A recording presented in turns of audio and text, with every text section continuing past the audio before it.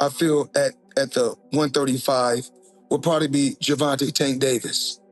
But the most skillful fighter at 135 will be hands down Shakur Stevenson. Floyd Mayweather has just taken brutal shots at Gervonta Davis live. Floyd is set to make his return to the ring this summer in a rematch against John Gotti III, the grandson of the infamous late mob boss, alongside the bout poster. Floyd posted a message on Instagram saying UNF had finished business. On August 24th, Mayweather views Gotti's third rematch in Mexico City. This is something you don't want to miss. When the 47-year-old met Gia fought for the first time in June 2023, the bout ended in mayhem as a riot broke out as spectators flooded the ring. They were originally scheduled to meet again on Super Bowl weekend in Las Vegas, but the fight will now take place in Mexico on August 24th. In addition to this, Floyd recently weighed in on the Jake Paul versus Mike Tyson fight. At first, he refrained from criticizing the fight. The 5-weight world champion even defended both Paul and Tyson, commending the YouTuber for his innovative approach. Floyd said what he's doing against Mike Tyson is kind of cool if he can continue to steal money and they match him the way they match him. I can't knock his hustle considering that Tyson postponed the fight for 4 months due to a stomach ulcer. Paul's ability to market the event has been remarkable when discussing his strategies. In a previous bout, the influencer encouraged professional fighters to actively promote themselves to achieve similar financial success. He said, "We live in a different boxing world now and a different digital age in general, and it's the fighters' responsibility now to promote themselves. And once they realize that and realize that instead of sitting around on the weekend and playing video games in between the training sessions, they have to be on TikTok and making YouTube videos, just hustle." On the other hand, we know that Mayweather is celebrated for his unparalleled defensive prowess and holds the record as the most precise puncher in the CompuBox era. The multiple world champion had a ton of excellent opponents, and great opponents are necessary for greatness. When it comes to the toughest opponent he's ever encountered, money refers to none other than his rival in the battle for greatness.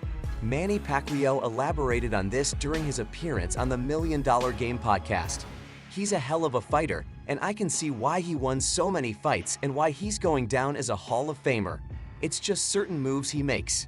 Fans won't be shocked to hear this, as the Filipino sensation is destined to be remembered as one of the all-time greats in boxing history.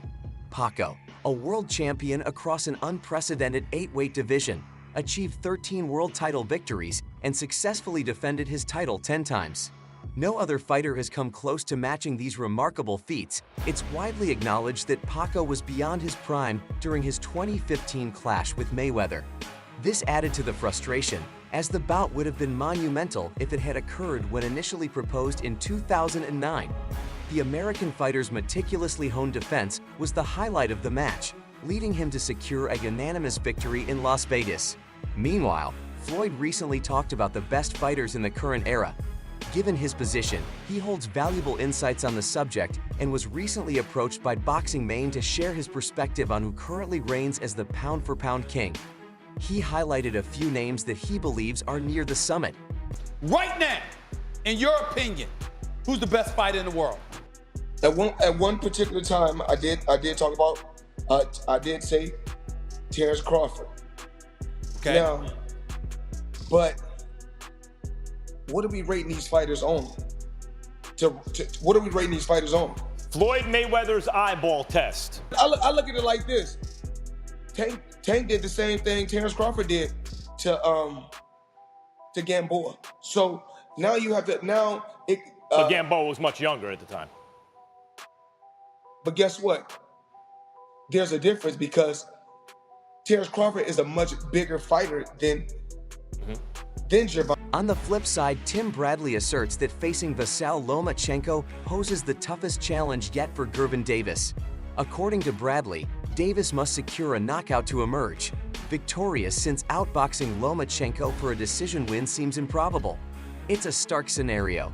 Davis either stops Lomachenko or faces defeat in the judges' scorecard tank. Davis finds himself trailing in his bouts, a perilous position against Lomachenko.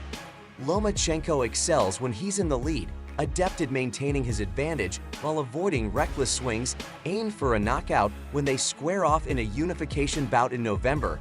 Bradley believes that Lomachenko will bring something that Tank Davis has never experienced in his lengthy career if Davis can make a connection. The WBA lightweight champion has the potential to win, but Bradley is unsure. Bradley said he doesn't think Lomachenko is over the hill.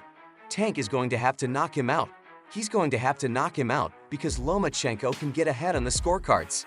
In his recent bouts against George Kambosos Jr. and Devin Haney Lomachenko, he showed he still had plenty left in the tank. He decisively defeated Kambosos Jr. with a stoppage and narrowly lost to Haney in a contentious decision that sparked debate among fans and analysts alike. Bradley continued, "It would be funny to see the game plan of Tank and what he would do if Tank was coming forward, firing combinations coming in behind that jab. He can control LMA, but if he sits back and tries to use that high guard and nothing in between, Lomachenko is going to be able to push him back when Tank Davis steps up with aggressive tactics, and the outcome is that in his moments of retreat, Lomachenko struggled against opponents like Devin Haney, Teop Lopez, and Orlando Cello, who possessed the agility to close the distance.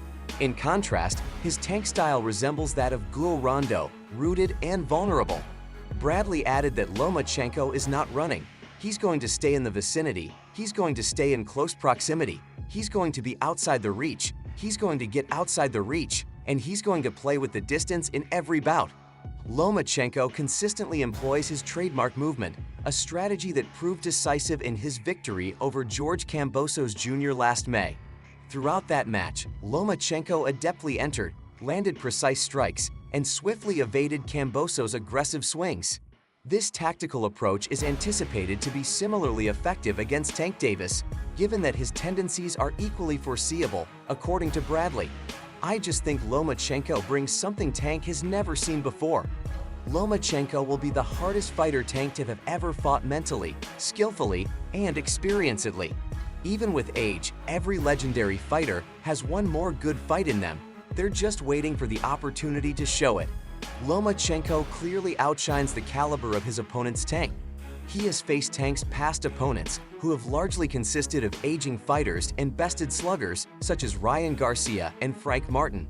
Isaac Cruz and Rolindo Rayleigh Romero, notably Tank, have yet to step into the ring with technically skilled boxers, a strategic choice likely influenced by his management's preference to avoid being outboxed.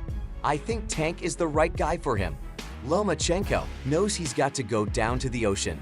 You're going to have to go down to the bottom of the ocean, the deepest part of the ocean, to beat Tank. Come back up and do it again if you're going to beat Tank, because Tank is younger and stronger." Bradley Lomachenko finds motivation in many opponents, but facing Tank's Davis is the pinnacle. For 7 years, Lomachenko has yearned for the showdown, and now he finally has the opportunity to make it happen. Tank Davis's management's decision to wait until Lomachenko reached 36 years old is indicative of their respect for his skill and experience. It suggests they believe Tank wasn't ready to win against Lomachenko until this point, leading them to postpone the fight due to their lack of confidence in Tank's ability. In the meantime, the feud between Floyd Mayweather and Tank Davis has been escalating recently. Floyd took some really brutal shots at Tank, making things more serious between them given their apparent disagreement. Floyd may have broken one of the unwritten rules of boxing in order to vent his frustration on Davis. It's frowned upon in boxing to share videos from private sparring sessions. Sparring holds a revered place in the sport where even lesser-known fighters can outshine the famous ones. At times, these sessions prioritize learning and development, typically away from public view. Sometimes fierce competitors will disobey this unspoken guideline. Mayweather appears to have arrived at a crossroads with his once protege. Over the last few months, the two have exchanged jabs on social platforms, with Mayweather's latest jab coinciding with Davis's surge in popularity. Davis made a remarkable comeback to the ring following a 14-month hiatus due to serving time in prison. He secured a decisive victory against Frank Martin, underscoring his enduring dominance in the boxing arena. But Mayweather stirred the boxing world on June 17th by unveiling long-hidden footage from a sparring session between Devin Haney and Davis, where Haney appeared to dominate. This intriguing session took place a decade ago in Mayweather's gym, and the timing of its release by Mayweather has sparked considerable interest in speculation.